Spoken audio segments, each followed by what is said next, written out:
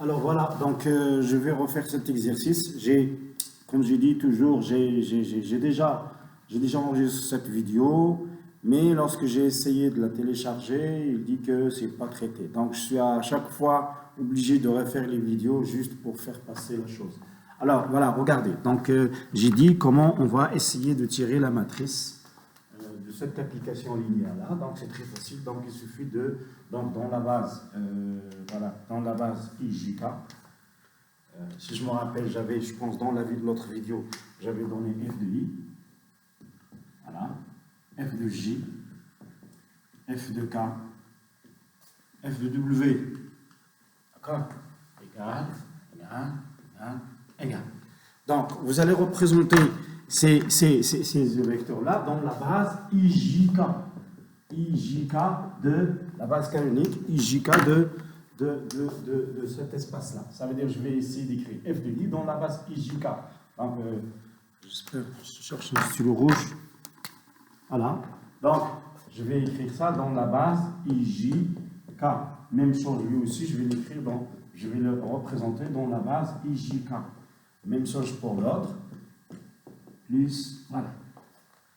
IJK. Alors, je vais essayer de chercher les composants de ces vecteurs. Regardez, vous savez bien que I, c'est quoi? I dans l'espace R4, c'est quoi? C'est le vecteur 1, 0, 0, 0. J, c'est quoi? C'est 0, 1, 0, 0. K, c'est quoi? C'est 0, 1, 0, 0, plutôt 0, 0, 1, 0. Et W, c'est 0, 0, 0, 1. Ça, vous connaissez ça. Donc, je calcule directement f de i à partir de l'application.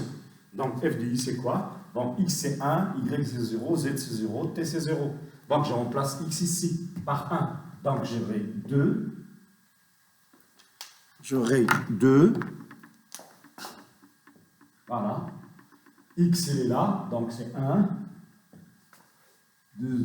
Y, c'est 0, t, c'est 0, donc c'est moins 1. Voilà. Moins 1. Plus moins 1. Donc ça, c'est les composants de f de i. Je calcule f de j. Donc y, c'est 1. Je vais avoir moins 1, 2. Moins 1, voilà, plus moins 1, 2. Pour f de k, z, c'est 1. Donc je vais avoir 1, 0, 0. 1, 0, 0. F de w, ça veut dire le t égale à 1. C'est le t. Donc le t est par là. Donc c'est 0. 1, 1. Donc c'est 0, 1, 1. Voilà. Donc ça, c'est la représentation des f de i, f de j, f de k, f de w dans la base IJK. À chaque fois que je vous donne, bien sûr, une base, il faut la représenter dans l'espace d'arrivée. Donc, et après, bien sûr, vous allez maintenant, c'est très facile, de représenter votre matrice. Donc votre matrice va être représentée comme suit. Donc la matrice associée à f dans... Je cherche les stylos qui sont un peu... La matrice associée à f dans la base canonique IJKW, IJK. Donc, et il va être comme ça. Donc vous allez placer ici les images de i, ici les images de j, d'accord? Ici les images, les composantes plutôt de j, les composantes de f, de w. Voilà. D'accord? Et après, vous allez bien sûr placer vos valeurs. Vous allez placer vos valeurs, les composantes. Donc, les composantes de f de i, vous allez les mettre ici. Les composantes de f de j, vous allez les mettre ici, en vertical. Les composantes de f de k, vous allez les mettre en vertical de f de k, et ainsi de suite. Donc, f de i, c'est 2, 1, moins 1. F de j, c'est moins 1, 2. F de k, c'est 1, 0, 0. F de w, c'est même 0, 1, 1. Voilà la matrice associée à f dans la base, bien sûr, la base canonique IJK, W, IJK. Alors, s'il vous plaît, donc ici, vous voyez déjà que la base, la matrice, donc on note ici la base B, la base canonique BB'. Alors, ici, vous voyez, c'est 3 lignes, 4 colonnes. Donc, 3 lignes, regardez ici, 3 lignes, 4 colonnes. Donc, toujours M ligne, N colonne. M ligne, vous commencez par l'espace d'arrivée, M ligne, N colonne. D'accord? Donc, vous voyez ici 3 lignes, 4 colonnes. Regardez une chose très importante, mais je vais vous dire une astuce, mais il ne faut pas l'utiliser toujours. Vous l'utilisez dans le cas des bases canoniques. Par contre, on vous donne d'autres bases, hein, on ne peut pas se baser sur ça. Regardez, je peux directement tirer ma matrice à partir de la représentation de l'application. Donc, regardez ici, je vois le X. Hein, donc, ici, c'est le X, le Y, le Z et le T. X, c'est 2, 1, moins 1. 2, 1, moins 1. Ici, c'est la composante des X. La composante des Y, vous voyez, moins 1, 2. Moins 1, moins 1, 2. La composante des Z, 1, 0, 0. Et la composante, donc tu peux directement tirer la matrice à partir de l'écriture de l'application linéaire. Mais ça, c'est relativement aux bases canoniques. D'accord? Ça, tu peux, lorsque je te donne les bases canoniques, tu peux directement passer comme ça. Mais il faut bien apprendre le principe. Parce que tu ne vas pas venir et me donner directement la matrice. Il faut bien sûr que tu passes par à calculer, à représenter les images des éléments de la base de l'espace E. D'accord? Parce que ça ne marche pas toujours, cette technique de tirer, parce que je peux te donner des polynômes, quelque chose comme ça.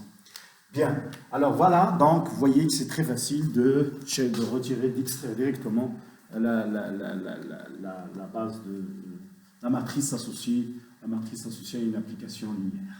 Voilà. Donc, j'ai donné un exercice. Je vais donner un exercice, j'espère que tout le monde a bien saisi un exercice sur ça. Parce que ça, c'est des vidéos que j'avais déjà enregistrées, mais ils étaient supprimés ou bien il y a une erreur au téléchargement, etc. Donc maintenant, je vais vous donner un exercice sur la matrice associée à une application linéaire. Exercice. Alors, regardez, soit F une application linéaire définie, donc soit F, une application linéaire définie par exemple de R5 vers R3, à X, Y, Z, T, W, donc je vais mettre juste R4, 1, 2, 3, 4, 5, Y, Z, T, W. Alors, on va laisser R5.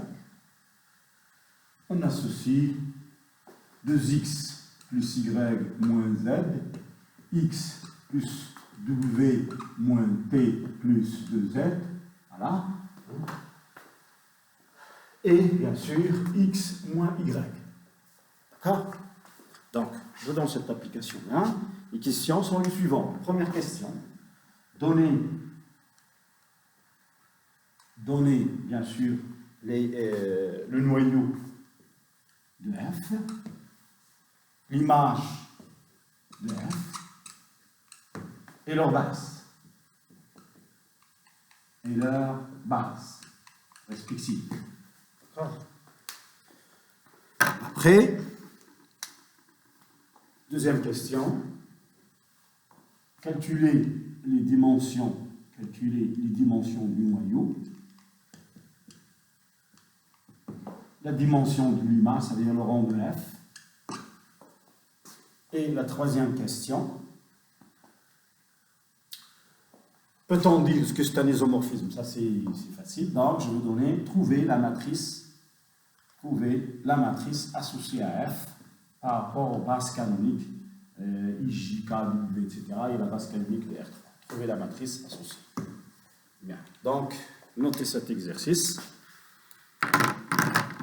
Je vais essayer de télécharger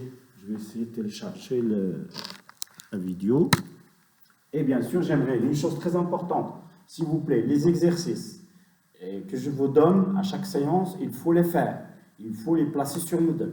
Je vais rentrer sur Moodle et je vais vérifier si les exercices sont faits. Je vais vérifier personne par personne. Parce que, comme j'ai dit, il y aurait des évaluations, il y aurait des examens. Donc, il faut bien faire les exercices, il faut bien être sérieux à faire les travaux dirigés. Je vais être avec vous au cours des solutions sous forme de chat ou sous forme de WhatsApp, où je vais faire la solution. Et si vous avez des questions, n'hésitez pas à me les poser sur WhatsApp. Mais l'essentiel, c'est de faire les exercices et de placer les solutions sur Moodle. Je dis bien de placer les rapports, les solutions sur modèle. Parce que l'examen, vous aurez un examen, une évaluation sur ces thématiques-là, sur ces notions-là. D'accord? C'est très important. En attendant, bien sûr, le retour vers le locaux, vers le retour à l'IUMF. C'est quelque chose qui va, Inch'Allah, qui va être dans les prochains jours, bon, même juste après le 20 avril, Inch'Allah. Donc voilà, donc vous avez noté l'exercice. Maintenant, je vais couper la vidéo pour passer à démontrer un autre théorème très important sur l'inversibilité de matrice.